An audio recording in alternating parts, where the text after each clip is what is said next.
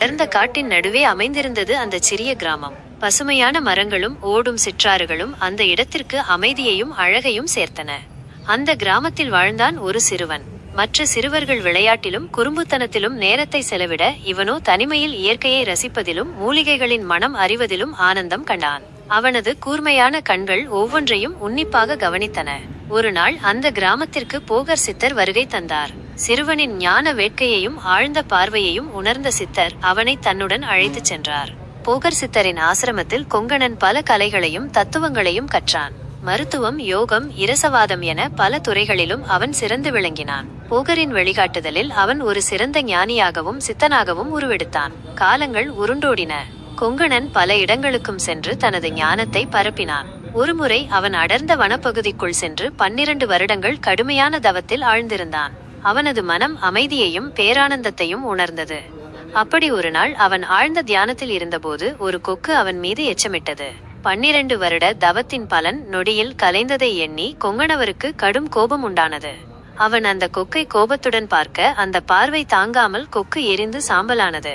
தனது தவ வலிமையின் மூலம் ஒரு உயிரை அழித்து விட்டதை எண்ணி கொங்கணன் மனம் வருந்தினான். பசியும் அவனை வாட்டியது.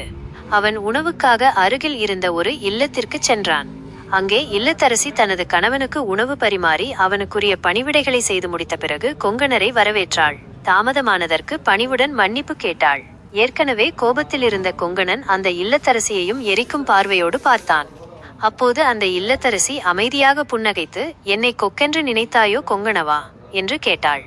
அந்த ஒரு கேள்வி கொங்கணவரின் மனதை உலுக்கியது. தான் செய்த தவறு அவருக்கு பளிச்சென்று புரிந்தது. ஒரு சாதாரண கொக்கின் மீது கோபம் கொண்ட தன்னையும் அந்த இல்லத்தரசியையும் ஒப்பிட்டு பார்த்தார். அந்த இல்லத்தரசியின் ஞானத்தின் ஆழத்தை உணர்ந்து அவர் வியந்தார். "தாயே, என்னை மன்னித்து விடுங்கள். என் தவ வலிமையின் கர்வம் என்னை குருடனாக்கி விட்டது. உங்கள் ஞானம் என்னை விழிக்கச் செய்தது" என்று பணிவுடன் கூறினார் கொங்கணன்.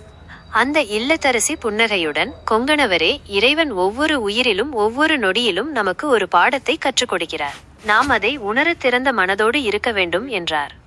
இந்த சம்பவத்திற்கு பிறகு கொங்கணவரின் மனதில் இருந்த கர்வம் முற்றிலும் நீங்கியது. அவர் மேலும் பணிவுடனும் கருணையுடனும் மக்களை அணுகினார். அவர் பல அற்புதங்களை நிகழ்த்தினார். நோயுற்றவர்களுக்கு மருந்தளித்து குணப்படுத்தினார். பஞ்சத்தில் வாடியவர்களுக்கு உணவளித்தார். தன் ஞானத்தின் மூலம் பலரின் அறியாமையை நீக்கினார். ஒருமுறை வறட்சியால் பாதிக்கப்பட்ட ஒரு கிராமத்திற்கு சென்று தனது தவ வலிமையால் மழையை வரவழைத்தார். இன்னொரு முறை விஷம் தீண்டிய ஒருவரை தனது மந்திர சக்தியால் காப்பாற்றினார். கொங்கணவர் சித்தரின் புகழ் எங்கும் பரவியது. அவர் தனது வாழ்நாள் முழுவதும் மக்களுக்கு நன்மைகளை செய்து ஞானத்தை போதித்து வந்தார்.